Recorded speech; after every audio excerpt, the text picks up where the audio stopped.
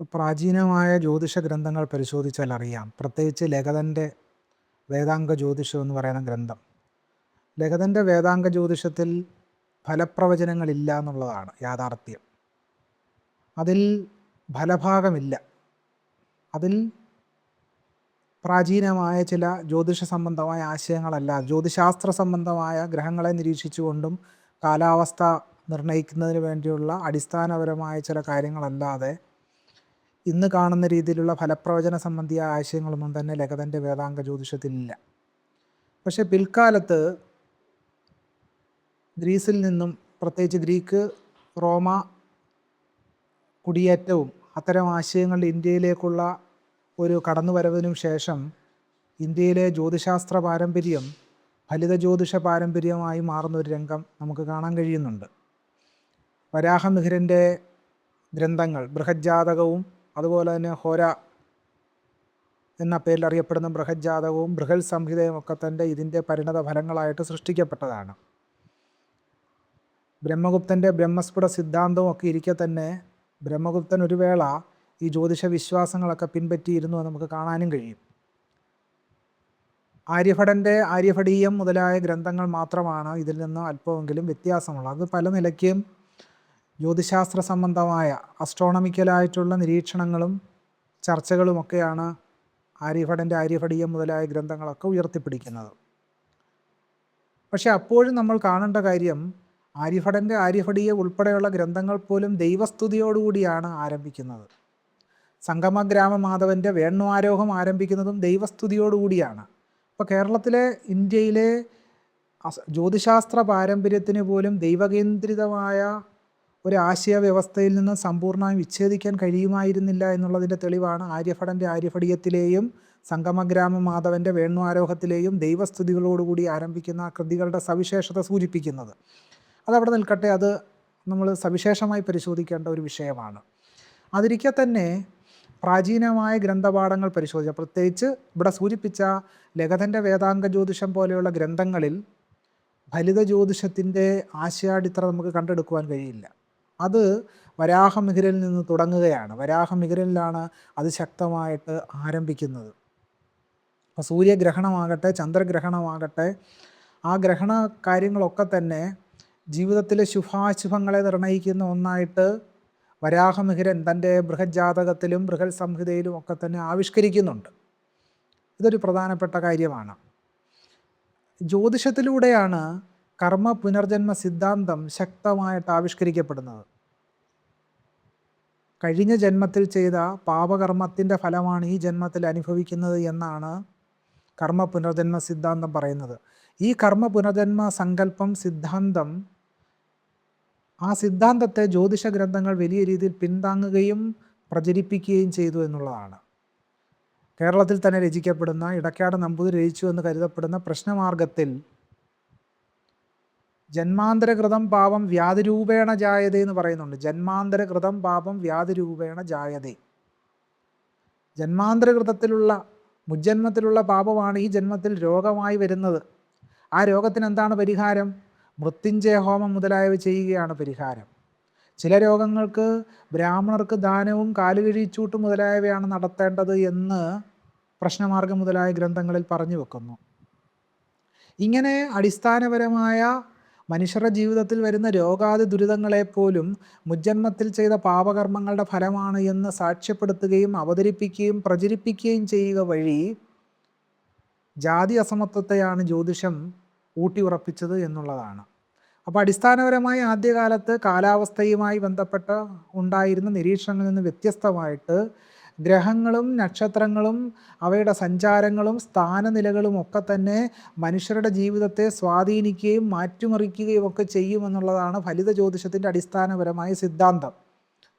ഈ സിദ്ധാന്തമാണ് കേരളീയ ജ്യോതിഷത്തെയും നയിക്കുന്നത്. അപ്പോൾ ജ്യോതിഷവും ജ്യോതിശാസ്ത്രവും രണ്ടും രണ്ടാണ്.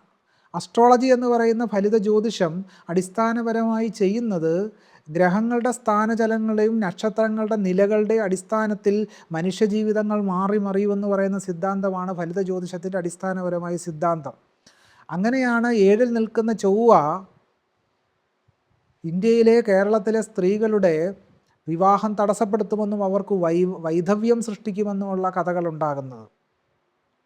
അലഹാബാദ് ഹൈക്കോടതിയിലെ ഒരു ജഡ്ജി പീഡനത്തിനിരയായ ഒരു വനിത കോടതിയെ സമീപിച്ചപ്പോൾ അവരുടെ ജാതകം പരിശോധിക്കാൻ അലഹബാദ് സർവകലാശാലയ്ക്ക് ജ്യോതിഷ വിഭാഗത്തിന് അയച്ചു കൊടുക്കുകയാണ് ചെയ്തത്.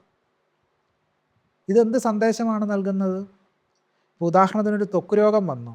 ഒരാൾക്ക് ത്വക്ക് രോഗം വന്നാൽ വളരെ പെട്ടെന്ന് ജ്യോതിഷം എത്തിച്ചേരുന്ന നിഗമനം അയാൾക്ക് സർപ്പബാധയുള്ളത് കൊണ്ടാണ് ത്വക്ക് രോഗം വന്നതെന്നുള്ളതാണ്. അപ്പോൾ ഇങ്ങനെ എല്ലാ അർത്ഥത്തിലും മനുഷ്യർക്ക് വരുന്ന രോഗങ്ങൾ, ദുരിതങ്ങൾ, ക്ലേശങ്ങൾ ഇതെല്ലാം തന്നെ ജാതകത്തിൽ ഗ്രഹങ്ങളുടെ സ്ഥാനനിലകളാണ് തീരുമാനിക്കുക എന്ന നിലയിലേക്കാണ് എത്തിച്ചേർന്നിട്ടുള്ളത്. അതുപോലെ മുഹൂർത്തം എന്ന് പറയുന്ന സങ്കല്പം വലിയ രീതിയിൽ ഇപ്പോൾ പൊതുസമൂഹത്തിൽ വലിയ സ്വീകാര്യത വന്നിട്ടുള്ളതാണ്. മുഹൂർത്തം നോക്കി മാത്രം വീട് വെക്കുക, വീട്ടിൽ പുതിയ വീട് വെച്ചാൽ ഗൃഹപ്രവേശം നടത്തുക എന്നുള്ളതാണ് പുതിയൊരു വിശ്വാസം വലിയ രീതിയിൽ രൂപീകരിക്കപ്പെട്ടിട്ടുണ്ട്. മുഹൂർത്ത പദവി എന്ന് പറയുന്ന ഗ്രന്ഥം 17-ാം നൂറ്റാണ്ടിൽ രചിക്കപ്പെടുന്നതോടുകൂടി മുഹൂർത്തം എന്ന് പറയുന്ന സങ്കല്പം ആധികാരികമായി ഉറപ്പിക്കപ്പെടുകയാണ് ചെയ്യുന്നത്. പക്ഷേ പ്രാചീന വേദകൃതികൾ, ശതപഥ ബ്രാഹ്മണം ഉൾപ്പെടെയുള്ള ബ്രാഹ്മണ ഗ്രന്ഥങ്ങൾ പരിശോധിക്കുമ്പോഴറിയാം മുഹൂർത്തം എന്ന് പറയുന്നത് ഇങ്ങനെ വളരെ ചുരുങ്ങിയ ഒരു 30 മിനിറ്റോ 40 മിനിറ്റോ ഒക്കെ ഉൾപ്പെടുന്ന ഒരു ചെറിയ സമയത്തെ അല്ല മുഹൂർത്തമെന്ന് അത്തരം ഗ്രന്ഥങ്ങളിൽ പ്രതിപാദിച്ചിട്ടുള്ളത്. തന്നെയല്ല, പ്രാചീന പാഞ്ചരാത്ര കൃതികളായ സ്വായംഭുവ പഞ്ചരാത്രം, ദേവാമൃത പഞ്ചരാത്രം, അഷ്ടാദശ വിധാനം മുതലായ പ്രാചീന പാഞ്ചരാത്ര ആഗമങ്ങളിൽ ഏതെങ്കിലും ഉത്തമമായ മുഹൂർത്തത്തിലാണ് വിഷ്ണു പ്രതിഷ്ഠ നടത്തേണ്ടത് എന്ന് പറയുന്നില്ല. മറിച്ച് തന്ത്രി അല്ലെങ്കിൽ പ്രതിഷ്ഠ ചെയ്യുന്ന ആചാര്യൻ അദ്ദേഹത്തിന് ഇഷ്ടമുള്ള ഒരു സമയത്ത് ഉത്തമമാണെന്ന് തോന്നുന്ന ഏതെങ്കിലും ദിവസം, അത് ബുധനാഴ്ചയോ വ്യാഴാഴ്ചയോ ഒക്കെ വിഷ്ണുവിൻ്റെ പ്രതിഷ്ഠ ചെയ്യാം എന്ന് ഈ പാഞ്ചരാത്രാഗമങ്ങളിൽ പരാമർശമുണ്ട്. കൂടാതെ രാത്രിയിൽ പ്രതിഷ്ഠ ചെയ്യുന്നതിനെ പറ്റിയുള്ള പരാമർശങ്ങൾ പോലും ഇവിടെ സൂചിപ്പിച്ച ഈ ഗ്രന്ഥങ്ങളിൽ കാണാം. പക്ഷേ ഇപ്പോഴെന്താണ് സംഭവിക്കുന്നത്? മുഹൂർത്തം എന്ന് പറയുന്ന സങ്കല്പം തെറ്റിയാൽ വലിയ പാപമാണ് എന്ന നിലയിലേക്ക് എത്തിച്ചേർന്നു എന്നുള്ളതാണ്. പക്ഷേ ഇത് അടിസ്ഥാനപരമായൊരു സങ്കല്പമായിരുന്നില്ല. വേദേതിഹാസ കൃതികൾ പരിശോധിച്ചാൽ ഈ മുഹൂർത്തം എന്ന് പറയുന്ന സങ്കല്പം വളരെ പിൽക്കാലത്ത് വികസിച്ച് വന്നതാണെന്നാണ് നമുക്ക് കാണാൻ കഴിയുന്നത്.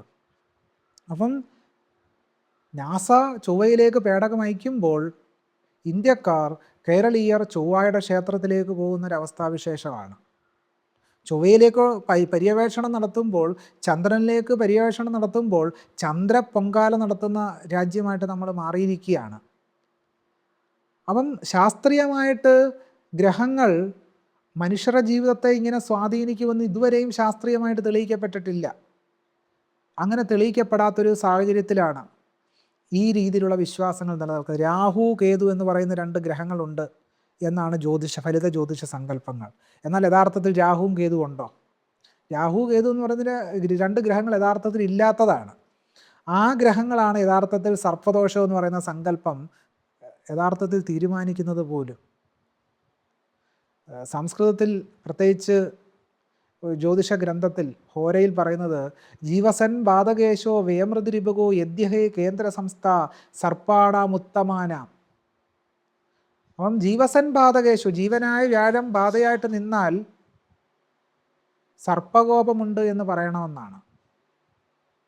അപ്പോൾ ഇങ്ങനെ മനുഷ്യരെ അവരുടെ ജീവിതത്തിൻ്റെ വ്യത്യസ്ത പന്താവുകൾ ഉണ്ടാകുന്ന പ്രശ്നങ്ങൾ, അസമത്വം, ദാരിദ്ര്യം, അതുപോലെ തന്നെയുള്ള പുതിയ ആധുനിക കാലത്ത് നടന്നുകൊണ്ടിരിക്കുന്ന പ്രശ്നങ്ങൾ, ഇതിൻ്റെ എല്ലാം പരിഹാരം ഏതോ കാലത്ത് എഴുതപ്പെട്ട ജ്യോതിഷ ഗ്രന്ഥങ്ങളിലുണ്ട് എന്ന് പറയുന്നത് തന്നെ എത്രമാത്രം അബദ്ധജടിലമായൊരു കാര്യമാണ്. കാളിദാസൻ പറയുന്നുണ്ടല്ലോ, പുരാണമിത്യേവ ന സാധു സർവം ന ചാപികാവ്യം നവമിത്യവദ്യം സന്തഃ പരീക്ഷാന്യ തരത് ഭജന്തേ മൂഢഃ പരപ്രത്യേനേയ ബുദ്ധി. പഴയതാണെന്ന് കരുതി പുരാണമിത്യേവ ന സാധു സർവം, പഴയതാണെന്ന് കരുതി അതെല്ലാം നല്ലതായിക്കൊള്ളണമെന്നില്ല. പുരാണമിത്യേവ ന സാധു സർവം ന ചാപികാവ്യം നവമിത്യവദ്യം, പുതിയതാണെന്ന് കരുതി അതെല്ലാം മോശമാകണമെന്നുമില്ല എന്ന് കാളിദാസൻ തന്നെ പറയുന്നുണ്ട്. അപ്പോൾ യഥാർത്ഥത്തിൽ ജ്യോതിഷ വിശ്വാസം അടിസ്ഥാനപരമായി ഉറപ്പിക്കുന്നത് ഇന്ത്യയിൽ നിലനിൽക്കുന്ന ജാതി അസമത്വ വ്യവസ്ഥയെ ഊട്ടിയുറപ്പിക്കുകയാണ് യഥാർത്ഥത്തിൽ ചെയ്യുന്നത്. ഒരാൾ ദാരിദ്ര്യം അനുഭവിക്കുന്നതിന്, അസമത്വം അനുഭവിക്കുന്നതിന് കാരണം മുജ്ജന്മത്തിൽ ചെയ്ത പാപകർമ്മത്തിൻ്റെ ഫലമാണെന്നാണ് ജ്യോതിഷ ഗ്രന്ഥങ്ങൾ പറയുന്ന കർമ്മ പുനർജന്മ സിദ്ധാന്തം. ആ കർമ്മ പുനർജന്മ സിദ്ധാന്തത്തിൻ്റെ അടിസ്ഥാനത്തിലാണ് ജ്യോതിഷം പ്രവർത്തിക്കുന്നത് തന്നെ എന്നുള്ളതാണ് ഇതിലൂടെ എല്ലാം തെളിയുന്നത്. ഇത് അടിസ്ഥാനപരമായി മുൻകാലത്ത് ലഗതനിലും മറ്റും കാണാത്ത ഒരു വിശ്വാസ പാരമ്പര്യ വ്യവഹാരം വളരെ ശക്തമായിട്ട് പിൽക്കാലത്ത് ഉറപ്പിച്ചെടുക്കപ്പെടുകയാണ്. തന്നെയല്ല, മറ്റൊരു പ്രധാനപ്പെട്ട കാര്യം അത് ദേവപ്രശ്നം എന്ന് പറയുന്ന ആശയത്തെ സംബന്ധിച്ചാണ്. കേരളത്തിലെ ക്ഷേത്രങ്ങളിൽ വളരെ ആധികാരികമായി ഇപ്പോൾ പിടിമുറുക്കി കഴിഞ്ഞ ഒരാശയമാണ് അഷ്ടമംഗല ദേവപ്രശ്നം എന്ന് പറയുന്ന സങ്കല്പം. യഥാർത്ഥത്തിൽ ഇത്തരം ദേവപ്രശ്നങ്ങൾ കേരളത്തിന് പുറത്തുള്ള ക്ഷേത്രങ്ങളിലെങ്ങും അഷ്ടമംഗല ദേവപ്രശ്നം എന്ന് പറഞ്ഞൊരു പരിപാടി ഇല്ല. കേരളത്തിലെ തന്ത്രഗ്രന്ഥങ്ങളുടെ അടിസ്ഥാനം പോലും ആഗമങ്ങളാണ് എന്ന് പ്രയോഗമഞ്ജരി ഉൾപ്പെടെയുള്ള ഗ്രന്ഥങ്ങൾ പരിശോധിച്ചാൽ അറിയാം. മാതൃസദ്ഭാവം എന്ന് പറയുന്ന ശാക്തേയ ആരാധനയുടെ മുഖ്യ സ്രോതസ്സായ മാതൃസദ്ഭാവത്തിൽ പറയുന്നത് യാമളേഷു സമാലോച്യ സ്വസാമർത്യാനുരൂപതഃ ജഗദ്ദിതായ ച അസ്മാഭി ക്രിയതേ സാരസംഗ്രഹ എന്ന് കാണാം. അതായത് കേരളത്തിൽ രചിക്കപ്പെട്ട മാതൃസദ്ഭാവം രചിക്കപ്പെടുന്നത് കേരളത്തിന് പുറത്ത് രചിക്കപ്പെട്ട യാമളങ്ങളുടെ അടിസ്ഥാനത്തിലാണ് എന്ന് മാതൃസദ്ഭാവം പറയും. കേരളത്തിന് പുറത്ത് രചിക്കപ്പെട്ട ബ്രഹ്മയാമളം മുതലായ ഗ്രന്ഥങ്ങളിൽ, പ്രത്യേകിച്ച് ശൈവാഗമങ്ങളിൽ, സാത്വത സംഹിത മുതലായ പാഞ്ചരാത്രാഗമങ്ങളിൽ ഒന്നും തന്നെ ക്ഷേത്രത്തിൽ സംഭവിക്കുന്ന അശുദ്ധിക്കോ മറ്റു പരിഹാരക്രിയകൾ നിശ്ചയിക്കുന്നതിനോ വേണ്ടി അഷ്ടമംഗല ദേവപ്രശ്നം മുതലായ പ്രശ്നങ്ങൾ നടത്തണമെന്ന് ഒറ്റ ആഗമഗ്രന്ഥങ്ങളിലോ യാമളങ്ങളിലോ ഒന്നും തന്നെ പറയുന്നില്ല. കേരളത്തിൽ രചിക്കപ്പെട്ട തന്ത്രസമുച്ചയത്തിലോ ശേഷസമുച്ചയത്തിലോ കുഴിക്കാട്ടു പച്ചയിലോ കേരളത്തിൽ രചിക്കപ്പെട്ട ഒരൊറ്റ തന്ത്രഗ്രന്ഥങ്ങളിൽ പോലും അഷ്ടമംഗല ദേവപ്രശ്ന പരിഹാരക്രിയകൾ നടത്തണമെന്ന് പറയുന്നില്ല. ഒരു ജ്യോത്സ്യനെ വിളിച്ചു വരുത്തി പ്രശ്നം നോക്കി വേണം ക്ഷേത്രങ്ങളിലെ കാര്യങ്ങൾക്ക് പരിഹാരം ചെയ്യാനെന്ന് കേരളത്തിൽ രചിക്കപ്പെട്ട ഒറ്റ തന്ത്രഗ്രന്ഥങ്ങളിൽ പോലും പറയുന്നില്ല. പക്ഷേ ഒരു പ്രത്യേക സന്ദർഭത്തിൽ ഇതിന് മാറ്റം ഉണ്ടാകുകയാണ്. ആ മാറ്റം ഉണ്ടാകുന്നത് 1650 കേരളത്തിൽ പ്രശ്നമാർഗം എന്ന് പറയുന്ന പുസ്തകം ജ്യോതിഷ ഗ്രന്ഥം രചിക്കപ്പെടുന്നതോടുകൂടിയാണ് ദേവപ്രശ്നം എന്ന് പറയുന്ന സങ്കല്പം കേരളത്തിൽ മുഴുവൻ വ്യാപകമായി മാറിത്തീരുന്നത്. അതിനു മുമ്പ് കേരളത്തിൽ രചിക്കപ്പെട്ടിട്ടുള്ള തന്ത്രഗ്രന്ഥങ്ങളിലൊന്നും തന്നെ ദേവപ്രശ്നം എന്ന് പറയുന്ന ആശയമില്ല. ആകപ്പാടെ തന്ത്രസമുച്ചയത്തിൽ പറയുന്നത് മൗഹോർത്തികോത്തമ സമുക്ത വിവിക്ത ലഗ്ന എന്നൊരു വാചകം പറയുന്നുണ്ട്. അതായത് മുഹൂർത്തം നോക്കി, പ്രത്യേകിച്ചൊരു മുഹൂർത്തകാരനെ കൊണ്ട് അദ്ദേഹം മുഹൂർത്തം നിശ്ചയിച്ച് വേണം പ്രതിഷ്ഠ കഴിക്കാൻ എന്ന് പറയുന്നൊരു പരാമർശം തന്ത്രസമുച്ചയത്തിൽ കാണാം എന്നതിൽ കവിഞ്ഞ് ക്ഷേത്രത്തിൽ സംഭവിക്കുന്ന ചൈതന്യഹാനി, കോട്ടാൻകോട്ട് ചൈതന്യഹാനിക്ക് പരിഹാരം ഒരു ജ്യോത്സ്യനെ വിളിച്ചു വരുത്തി പ്രശ്നം നോക്കിയിട്ടാണ് വേണം എന്ന് കേരളത്തിൽ രചിക്കപ്പെട്ട വിഷ്ണു സംഹിത, പിന്നീട് പ്രയോഗമഞ്ജരി, ഈശാന ശിവഗുരുദേവ പദ്ധതി, മാതൃസദ്ഭാവം, ശേഷസമുച്ചയം, കുഴിക്കാട്ട് പച്ച, കൈനിക്കര പച്ച മുതലായ ഒരു ഗ്രന്ഥങ്ങളിലും പറയുന്നില്ല. കേരളത്തിന് പുറത്തും ധാരാളം ക്ഷേത്രങ്ങളുണ്ടല്ലോ. ഇന്ത്യയിലാകമാനം ധാരാളം ക്ഷേത്രങ്ങളുണ്ട്. പക്ഷേ തമിഴകത്തോ, തമിഴ്നാട്ടിലോ, ആന്ധ്രാപ്രദേശിലോ, കർണാടകത്തിലോ, മഹാരാഷ്ട്രയിലോ, കാശ്മീരിലോ ഒന്നും തന്നെ ക്ഷേത്രങ്ങളിൽ ദേവപ്രശ്ന പരിഹാരക്രിയ അല്ലെങ്കിൽ ദേവപ്രശ്നം എന്ന് പറയുന്ന ഒരു അനുഷ്ഠാന വ്യവഹാരം നടക്കുന്നേയില്ല. ഇത് കേരളത്തിൽ വളരെ ശക്തമായിട്ട് ഇപ്പോൾ നടക്കുന്നുണ്ട്. ദേവപ്രശ്നം എന്ന് പറയുന്ന ഒരു പരിപാടി അത് യഥാർത്ഥത്തിൽ താന്ത്രികമായ സമ്മതമുള്ള ഒരു പ്രക്രിയ അല്ല എന്നുള്ളതാണ് തന്ത്രഗ്രന്ഥങ്ങളിൽ നിന്ന് തന്നെ തെളിയുന്നത്. തമിഴ്നാട്ടിലെ ശൈവാഗമങ്ങൾ പരിശോധിച്ചാൽ അറിയാം, അത് വർഷത്തിലൊരിക്കൽ തന്ത്രി തന്നെ അല്ലെങ്കിൽ പൂജ ചെയ്യുന്ന പ്രതിഷ്ഠാചാര്യൻ തന്നെ കാര്യങ്ങൾ നിശ്ചയിച്ച് ചെയ്യുന്നൊരു വ്യവഹാരക്രമമായിട്ടാണ് നമ്മൾ ആഗമങ്ങളിൽ ഇത് കാണുക. ഇങ്ങനെ അതുവരെ നിലവിലില്ലാതിരുന്ന ഒരുപാട് ആചാരങ്ങളും അനുഷ്ഠാനങ്ങളും ക്രമേണ കേരളീയ സമൂഹത്തിലേക്ക് വ്യാപിക്കുന്ന ഒരു അവസ്ഥാവിശേഷമാണ് നമ്മൾ ഇതിലൂടെയെല്ലാം കാണുന്നത്. തന്നെയല്ല, ഈ ജ്യോതിഷ വിശ്വാസം കേരളീയ സമൂഹം മുഴുവൻ ഏറ്റെടുത്തിരുന്നില്ല. വിവാഹം എല്ലാവരും ഇപ്പം മുഹൂർത്തം നോക്കിയാണല്ലോ നടത്തുന്നത്. നേരത്തെ നടന്നുകൊണ്ടിരുന്ന പുടവക്കല്യാണങ്ങൾ, ഈ പുടവക്കല്യാണങ്ങളൊക്കെ പരിശോധിച്ചാൽ അറിയാം ഇതൊക്കെ മുഹൂർത്തം നോക്കിയാണ് നടന്നുകൊണ്ടിരുന്നത്. അടിത്തട്ട് സമൂഹത്തിലെ നാമകരണം അല്ലെങ്കിൽ പേരിടിയിൽ ഇതൊക്കെ മുഹൂർത്തം നോക്കിയാണ് നടന്നത്. ഈ പേരിടിയിലിനെ സംബന്ധിച്ച് പറഞ്ഞാൽ പേരിടൽ എന്ന് പറഞ്ഞൊരു ചടങ്ങ് നടത്താൻ കഴിയുമായിരുന്നോ? കുപ്പയെന്നും പലതരത്തിലുള്ള പേരുകൾ, അന്തസ്സുള്ള ആത്മാഭിമാനമുള്ള പേരുകൾ പോലും അടിത്തട്ട് ജനതയ്ക്കിടുവാൻ ബ്രാഹ്മണ്യം അനുവദിച്ചിരുന്നില്ല. വിവാഹം ക്ഷേത്രത്തിൽ നടക്കാൻ അനുവദിച്ചിരുന്നില്ല. അപ്പം അങ്ങനെ ഇരിക്കെ അധ്വാന ജനവിഭാഗത്തിന് എന്തിനാണ് മുഹൂർത്തത്തിൻ്റെ ആവശ്യം? അവർ മുഹൂർത്തം നോക്കി ഒന്നും ചെയ്തിരുന്നില്ല. അധ്വാന ജനവിഭാഗങ്ങൾ, പാടത്തും പറമ്പിലും പണിയെടുത്തിരുന്ന അടിത്തട്ട് ജനവിഭാഗം ഒരു കാലത്തും മുഹൂർത്തം നോക്കിയല്ല ജീവിച്ചിരുന്നത്.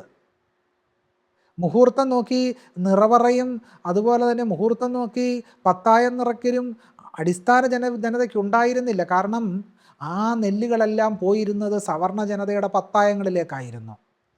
അപ്പോൾ അത് മാറി സമൂഹത്തിൽ സമത്വവും സ്വാതന്ത്ര്യവും സാഹോദര്യവും ഒക്കെ വികസിക്കുകയും പ്രത്യേകിച്ച് ഇന്ത്യൻ ഭരണഘടന നിലവിൽ വരികയും നവോത്ഥാന പോരാട്ടങ്ങളൊക്കെ നടന്നതിൻ്റെയും അനന്തരഫലമായിട്ട് ഒരു ഒരു ഒരു പൊതു സമൂഹം വികസിച്ച് വരുന്നതിൻ്റെ അടിസ്ഥാനത്തിൽ ആ ഒരു കാലഘട്ടത്തിലാണ് എന്ത് സംഭവിക്കുന്നത്? ഈ ജ്യോതിഷ വിശ്വാസം വളരെ കൃത്യമായിട്ട് സമൂഹത്തിലേക്ക് പടരുന്നത്. അതിന് മുമ്പൊരു കാലഘട്ടത്തിൽ ജ്യോതിഷ വിശ്വാസം അടിത്തട്ട് ജനതയ്ക്ക് പ്രാപ്യമായ ഒന്നായിരുന്നില്ല. അവരത് കൊണ്ടു നടന്ന് ഒരു ചരിത്രം ഉണ്ടായിരുന്നില്ല എന്നുള്ളതാണ് നമ്മൾ മനസ്സിലാക്കേണ്ട യാഥാർത്ഥ്യം. അപ്പം മുമ്പുണ്ടായിരുന്നില്ലാത്ത ചില കാര്യങ്ങൾ സമൂഹത്തിൽ വളരെ ശക്തമായിട്ട് വ്യാപിക്കുന്നു എന്നുള്ളതാണ് നാം തിരിച്ചറിയേണ്ട ഒരു പ്രധാനപ്പെട്ട വസ്തുത.